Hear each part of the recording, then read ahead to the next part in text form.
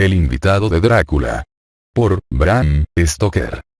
Cuando iniciamos nuestro paseo, el sol brillaba intensamente sobre Múnich y el aire estaba repleto de la alegría propia de comienzos del verano.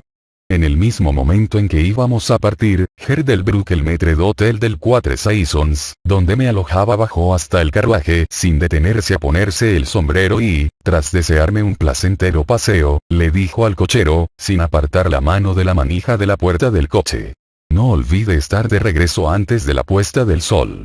El cielo parece claro, pero se nota un frescor en el viento del norte que me dice que puede haber una tormenta en cualquier momento. Pero estoy seguro de que no se retrasará, sonrió, pues ya sabe qué noche es. Joan le contestó con un enfático «Ja, mein Herr». Y, llevándose la mano al sombrero, se dio prisa en partir. Cuando hubimos salido de la ciudad le dije, tras indicarle que se detuviera: «Dígame, Joan, ¿qué noche es hoy?». Se persignó al tiempo que contestaba lacónicamente: «Walpurgisnacht». Y sacó su reloj, un grande y viejo instrumento alemán de plata, tan grande como un nabo, y lo contempló, con las cejas juntas y un pequeño e impaciente encogimiento de hombros. Me di cuenta de que aquella era su forma de protestar respetuosamente contra el innecesario retraso y me volví a recostar en el asiento, haciéndole señas de que prosiguiese. Reanudó una buena marcha, como si quisiera recuperar el tiempo perdido. De vez en cuando, los caballos parecían alzar sus cabezas y olisquear suspicazmente el aire. En tales ocasiones, yo miraba alrededor, alarmado. El camino era totalmente anodino, pues estábamos atravesando una especie de alta meseta barrida por el viento. Mientras viajábamos, vi un camino que parecía muy poco usado y que aparentemente se hundía en un pequeño y serpenteante valle. Parecía tan invitador que, aun arriesgándome a ofenderle, le dije a Joan que se detuviera y, cuando lo hubo hecho, le expliqué que me gustaría que bajase por allí. Me dio toda clase de excusas, y se persignó con frecuencia mientras hablaba. Esto, de alguna forma, excitó mi curiosidad, así que le hice varias preguntas. Respondió evasivamente, sin dejar de mirar una y otra vez su reloj como protesta. Al final, le dije: «Bueno, Joan, quiero bajar por ese camino. No le diré que venga si no lo desea, pero cuénteme por qué no quiere hacerlo, eso es todo lo que le pido». Como respuesta, pareció zambullirse desde el pescante por lo rápidamente que llegó al suelo. Entonces extendió sus manos hacia mí en gesto de súplica y me imploró que no fuera. Mezclaba el suficiente inglés con su alemán como para que yo entendiese el hilo de sus palabras. Parecía estar siempre a punto de decirme algo, cuya sola idea era evidente que le aterrorizaba. Pero cada vez se echaba atrás y decía mientras se persignaba: «Walpurgisnacht». Traté de argumentar con él, pero era difícil discutir con un hombre cuyo idioma no hablaba. Ciertamente, él tenía todas las ventajas, pues aunque comenzaba hablando en inglés, un inglés muy burdo y entrecortado, siempre se excitaba y acababa por revertir a su idioma natal. Y cada vez que lo hacía miraba su reloj. Entonces los caballos se mostraron inquietos y olisquearon el aire.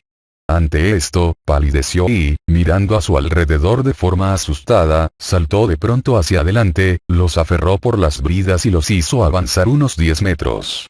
Yo le seguí y le pregunté por qué había hecho aquello. Como respuesta, se persignó, señaló al punto que había abandonado y apuntó con su látigo hacia el otro camino, indicando una cruz y diciendo, primero en alemán y luego en inglés: «Enterrados». Estar enterrados los que matarse ellos mismos.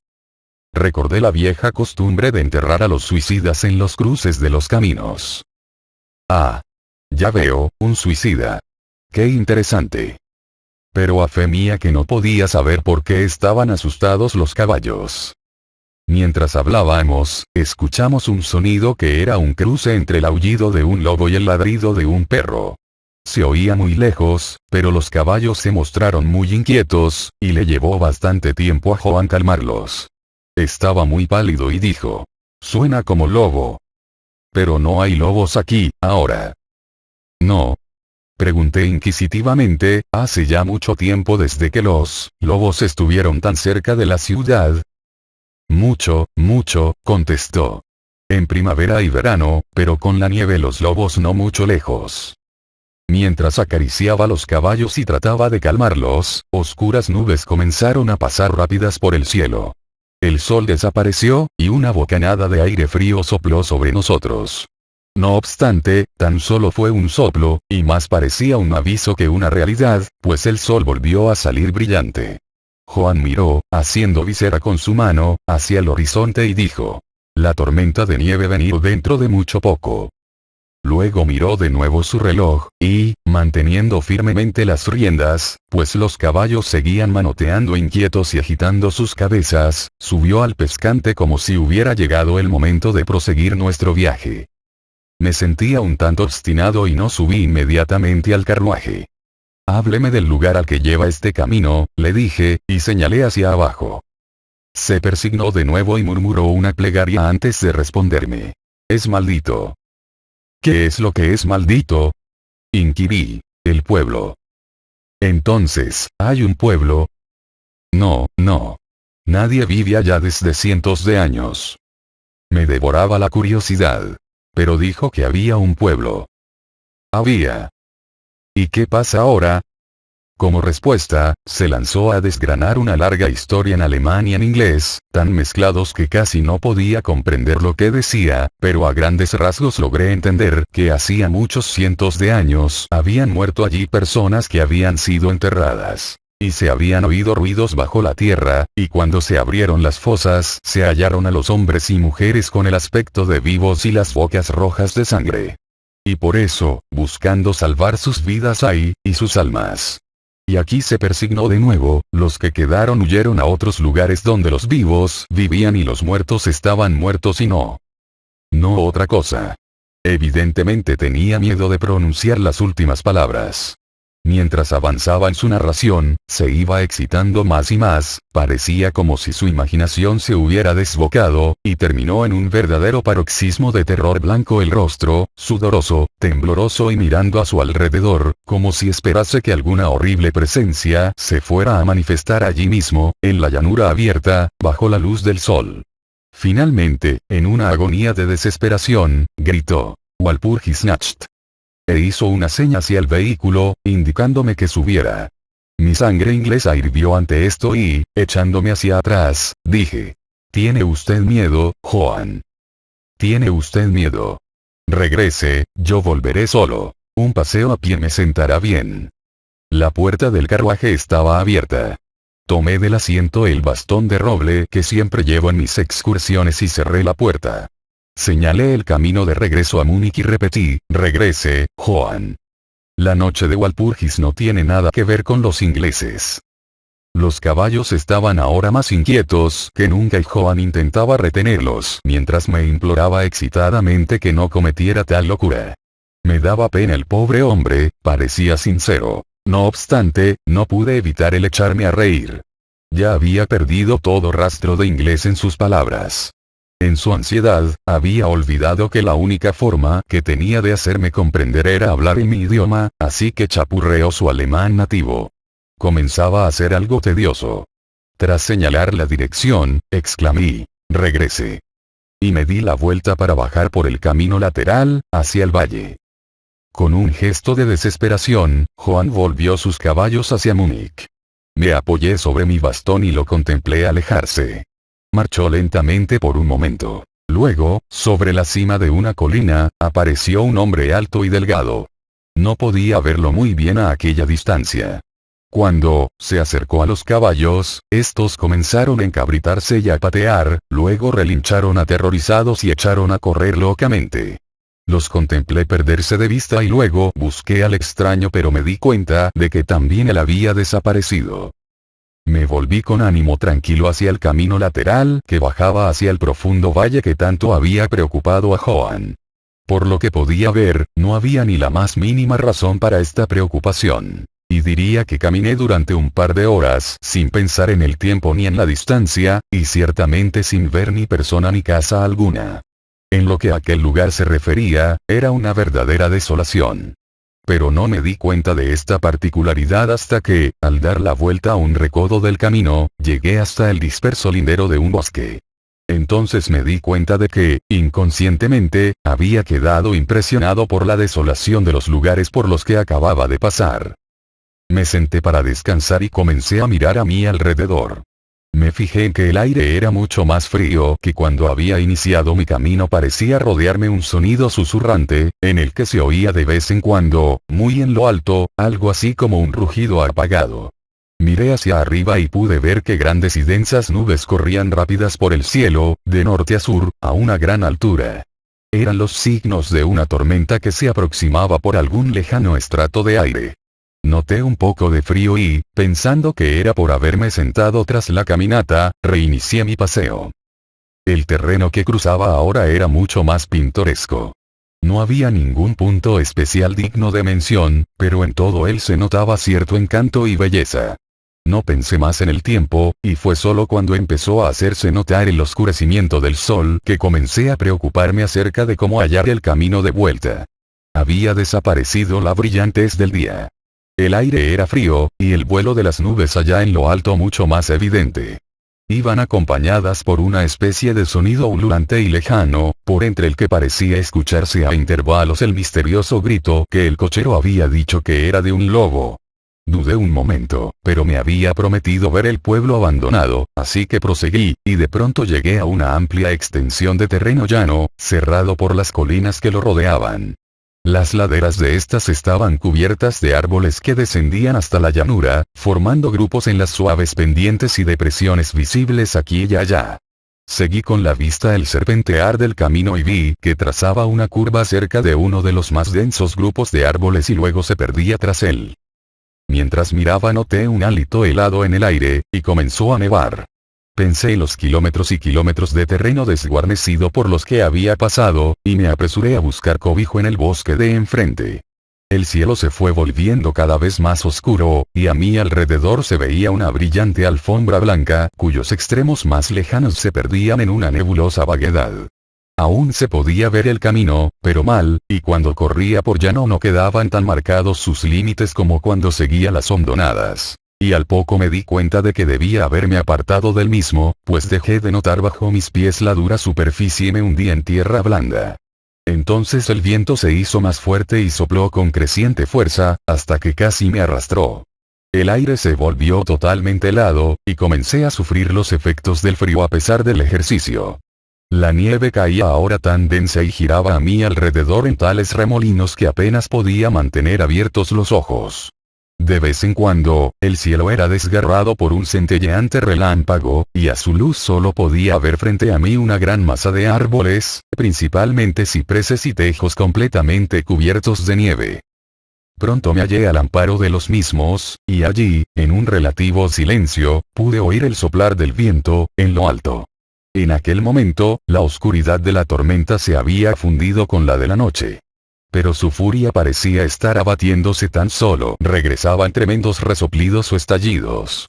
En aquellos momentos el escalofriante aullido del lobo pareció despertar el eco de muchos sonidos similares a mi alrededor.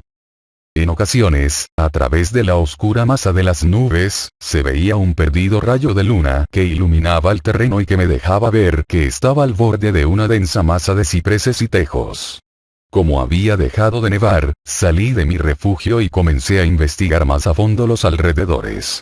Me parecía que entre tantos viejos cimientos como había pasado en mi camino, quizá hallase una casa aún en pie que, aunque estuviese en ruinas, me diese algo de cobijo. Mientras rodeaba el perímetro del bosquecillo, me di cuenta de que una pared baja lo cercaba y, siguiéndola, hallé una abertura. Allí los cipreses formaban un camino que llevaba hasta la cuadrada masa de algún tipo de edificio. No obstante, en el mismo momento en que la divisé, las errantes nubes oscurecieron la luna y atravesé el sendero en tinieblas. El viento debió de hacerse más frío, pues noté que me estremecía mientras caminaba. Pero tenía esperanzas de hallar un refugio, así que proseguí mi camino a ciegas. Me detuve, pues se produjo un repentino silencio. La tormenta había pasado y, quizá en simpatía con el silencio de la naturaleza, mi corazón pareció dejar de latir. Pero eso fue tan solo momentáneo, pues repentinamente la luz de la luna se abrió paso por entre las nubes, mostrándome que me hallaba en un cementerio, y que el objeto cuadrado situado frente a mí era una enorme tumba de mármol, tan blanca como la nieve que lo cubría todo.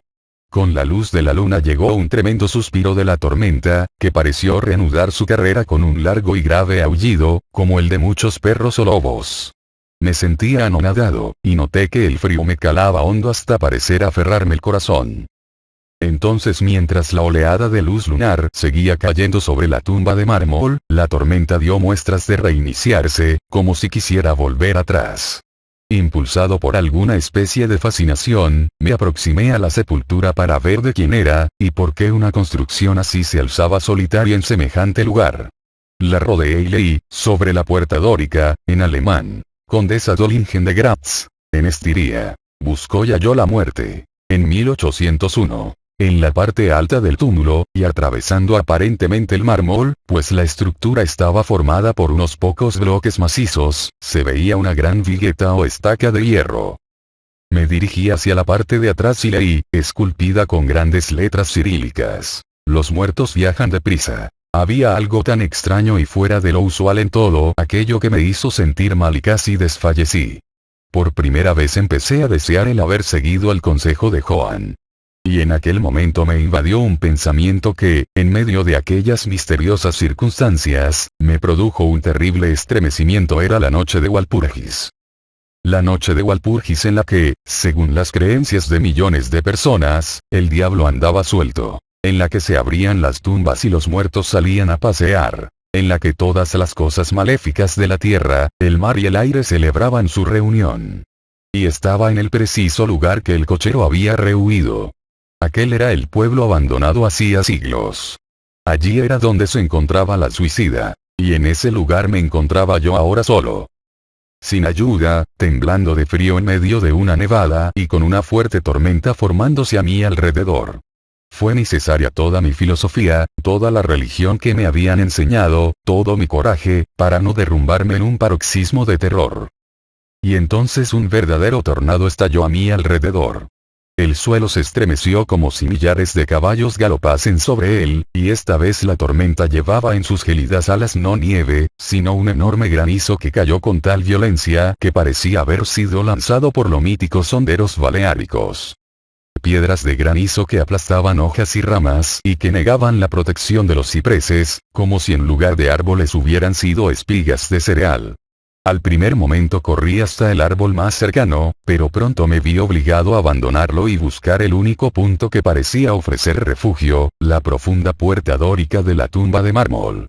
Allí, acurrucado contra la enorme puerta de bronce, conseguí una cierta protección contra la caída del granizo, pues ahora solo me golpeaba al rebotar contra el suelo y los costados de mármol. Al apoyarme contra la puerta, ésta se movió ligeramente y se abrió un poco hacia adentro. Incluso el refugio de una tumba era bienvenido en medio de aquella despiadada tempestad, y estaba a punto de entrar en ella cuando se produjo el destello de un relámpago que iluminó toda la extensión del cielo. En aquel instante, lo juro por mi vida, vi, pues mis ojos estaban vueltos hacia la oscuridad del interior, a una bella mujer, de mejillas sonrosadas y rojos labios, aparentemente dormida sobre un féretro. Mientras el trueno estallaba en lo alto, fui atrapado como por la mano de un gigante y lanzado hacia la tormenta. Todo aquello fue tan repentino que antes de que me llegara el shock, tanto moral como físico, me encontré bajo la lluvia de piedras. Al mismo tiempo tuve la extraña y absorbente sensación de que no estaba solo. Miré hacia el túmulo. Y en aquel mismo momento se produjo otro cegador relámpago, que pareció golpear la estaca de hierro que dominaba el monumento y llegar por ella hasta el suelo, resquebrajando, desmenuzando el mármol como en un estallido de llamas.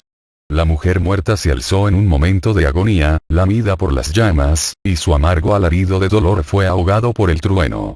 La última cosa que oí fue esa horrible mezcla de sonidos, pues de nuevo fui aferrado por la gigantesca mano y arrastrado, mientras el granizo me golpeaba y el aire parecía reverberar con el aullido de los lobos. La última cosa que recuerdo fue una vaga y blanca masa movediza, como si las tumbas de mi alrededor hubieran dejado salir los amortajados fantasmas de sus muertos, y estos me estuvieran rodeando en medio de una oscuridad de la tormenta de granizo. Gradualmente, volvió a mí una especie de confuso inicio de conciencia. Luego una sensación de cansancio aniquilador. Durante un momento no recordé nada, pero poco a poco volvieron mis sentidos. Los pies me dolían espantosamente y no podía moverlos. Parecían estar dormidos. Notaba una sensación gélida en mi nuca y a todo lo largo de mi espina dorsal, y mis orejas, como mis pies, estaban muertas y, sin embargo, me atormentaban. Pero sobre mi pecho notaba una sensación de calor que, en comparación, resultaba deliciosa. Era como una pesadilla.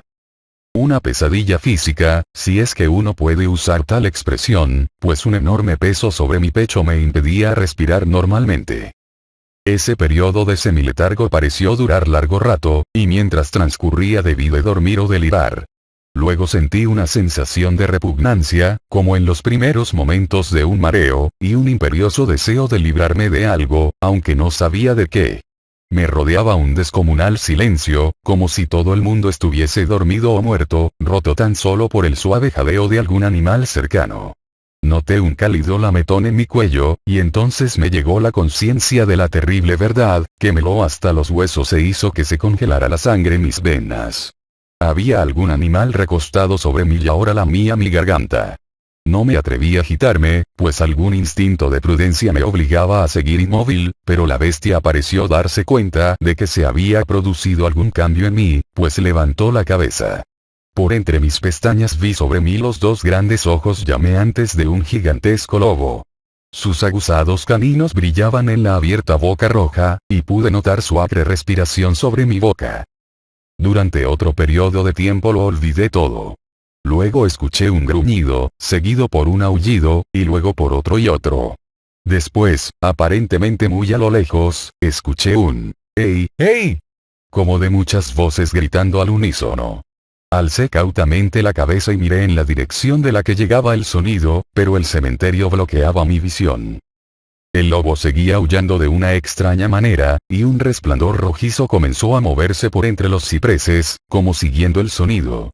Cuando las voces se acercaron, el lobo aulló más fuerte y más rápidamente. Yo temía hacer cualquier sonido en movimiento. El brillo rojo se acercó más, por encima de la alfombra blanca que se extendía en la oscuridad que me rodeaba. Y de pronto, de detrás de los árboles, surgió al trote una patrulla de jinetes llevando antorchas. El lobo se apartó de encima de mí y escapó por el cementerio.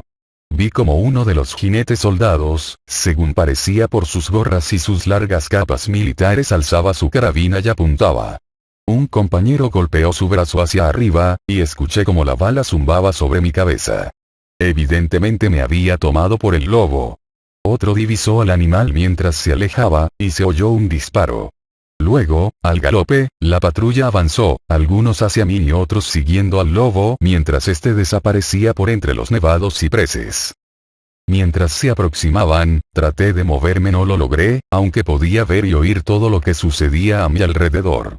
2 o 3 de los soldados saltaron de sus monturas y se arrodillaron a mi lado. Uno de ellos alzó mi cabeza y colocó su mano sobre mi corazón.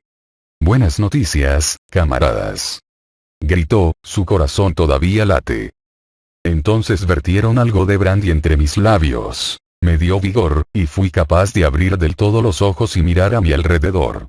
Por entre los árboles se movían luces y sombras, y oí como los hombres se llamaban los unos a los otros. Se agruparon, lanzando asustadas exclamaciones, y las luces centellearon cuando los otros entraron amontonados en el cementerio, como posesos. Cuando los primeros llegaron hasta nosotros, los que me rodeaban preguntaron ansiosos: ¿Lo habéis hallado? La respuesta fue apresurada: No. No. Vámonos. Pronto. Este no es un lugar para quedarse, y menos en esta noche. ¿Qué era?, preguntaron en varios tonos de voz.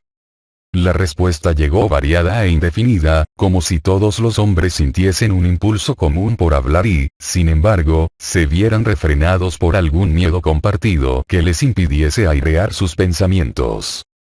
Era Era una cosa. Tartamudeó uno, cuyo ánimo, obviamente, se había derrumbado. Era un lobo. Y sin embargo no era un lobo. Dijo otro estremeciéndose. No vale la pena intentar matarlo sin tener una bala bendecida, indicó un tercero con voz más tranquila. Nos está bien merecido por salir en esta noche. Desde luego que nos hemos ganado los 1000 marcos. Espetó un cuarto. Había sangre en el mármol derrumbado, dijo otro tras una pausa. Y desde luego no la puso ahí el rayo. En cuanto a él. ¿Está a salvo? Miradle la garganta. Ved, camaradas, el lobo estaba echado encima de él, dándole calor. El oficial miró mi garganta y replicó. Está bien. La piel no ha sido perforada. ¿Qué significará todo esto? Nunca lo habríamos hallado de no haber sido por los aullidos del lobo. ¿Qué es lo que ocurrió con ese lobo? Preguntó el hombre que sujetaba mi cabeza, que parecía ser el menos aterrorizado del grupo, pues sus manos estaban firmes, sin temblar. En su bocamanga se veían los galones de suboficial. Volvió a su cubil, contestó el hombre cuyo largo rostro estaba pálido y que, temblaba visiblemente aterrorizado mientras miraba a su alrededor. Aquí hay bastantes tumbas en las que puede haberse escondido. Vámonos, camaradas, vámonos rápido. Abandonemos este lugar maldito. El oficial me alzó hasta sentarme y lanzó una voz de mando. Luego, entre varios hombres me colocaron sobre un caballo. Saltó a la silla tras de mí, me sujetó con los brazos y dio la orden de avanzar, y, dando la espalda a los cipreses, cabalgamos rápidamente en formación. Mi lengua seguía rehusando cumplir con su función y me vi obligado a guardar silencio. Debí de quedarme dormido, pues lo siguiente que recuerdo es estar de pie, sostenido por un soldado a cada lado. Ya casi era de día, y hacia el norte se reflejaba una rojiza franja de luz solar, como un sendero de sangre, sobre la nieve. El oficial estaba ordenando a sus hombres que no contaran nada de lo que habían visto, excepto que habían hallado a un extranjero, un inglés, protegido por un gran perro. Un gran perro. Eso no era ningún perro, interrumpió el hombre que había mostrado tanto miedo. Sé reconocer un lobo cuando lo veo. El joven oficial le respondió con calma. Dije un perro. Perro. Reiteró irónicamente el otro. Resultaba evidente que su valor estaba ascendiendo con el sol y, señalándome, dijo, mírele la garganta. ¿Es eso obra de un perro, señor? Instintivamente alcé una mano al cuello y, al tocármelo, grité de dolor. Los hombres se arremolinaron para mirar, algunos bajando de sus sillas, y de nuevo se oyó la calmada voz del joven oficial. Un perro, he dicho. Si contamos alguna otra cosa, se reirán de nosotros. Entonces monté tras uno de los soldados y entramos en los suburbios de Múnich. Allí encontramos un carruaje al que me subieron y que me llevó al Quatre Saisons. El oficial me acompañó en el vehículo, mientras un soldado nos seguía llevando su caballo y los demás regresaban al cuartel. Cuando llegamos, Herdelbruck bajó tan rápidamente las escaleras para salir a mi encuentro que se hizo evidente que había estado mirando desde dentro. Me sujetó con ambas manos y me llevó solícito al interior. El oficial hizo un saludo y se dio la vuelta para alejarse, pero al darme cuenta insistí en que me acompañara a mis habitaciones. Mientras tomábamos un vaso de vino, le di las gracias efusivamente, a él y a sus camaradas, por haberme salvado. Él se limitó a responder que se sentía muy satisfecho, y que Herdelbruck ya había dado los pasos necesarios para gratificar al grupo de rescate. Ante esta ambigua explicación el maître d'hôtel sonrió, mientras el oficial se excusaba, alegando tener que cumplir con sus obligaciones, y se retiraba. Pero Herdelbruck, interrogué, ¿cómo y por qué me buscaron los soldados? Se encogió de hombros, como no dándole importancia a lo que había hecho, y replicó. Tuve la buena suerte de que el comandante del regimiento en el que serví me autorizara a pedir voluntarios. ¿Pero cómo supo que estaba perdido? Le pregunté. El cochero regresó con los restos de su carruaje, que resultó destrozado cuando los caballos se desbocaron. ¿Y por eso envió a un grupo de soldados en mi busca? Oh, no. Me respondió. Pero, antes de que llegase el cochero, recibí este telegrama del boyardo de que es usted huésped, y sacó del bolsillo un telegrama, que me entregó y leí. Bistritz. Tenga cuidado con mi huésped, su seguridad me es preciosa. Si algo le ocurriera, o lo echasen a faltar, no ahorre medios para hallarle y garantizar su seguridad. Es inglés, y por consiguiente aventurero. A menudo hay peligro con la nieve y los lobos y la noche. No pierda un momento si teme que le haya ocurrido algo. Respaldaré su celo con mi fortuna. Drácula. Mientras sostenía el telegrama en mi mano, la habitación pareció girar a mi alrededor y, si el atentómetro Doppler no me hubiera sostenido, creo que me hubiera desplomado. Había algo tan extraño en todo aquello, algo tan fuera de lo corriente e imposible de imaginar, que me pareció ser, en alguna manera, el juguete de enormes fuerzas. Y esta sola idea me paralizó. Ciertamente me hallaba bajo alguna clase de misteriosa protección. Desde un lejano país había llegado, justo a tiempo, un mensaje que me había arrancado del peligro de la congelación y de las mandíbulas del lobo.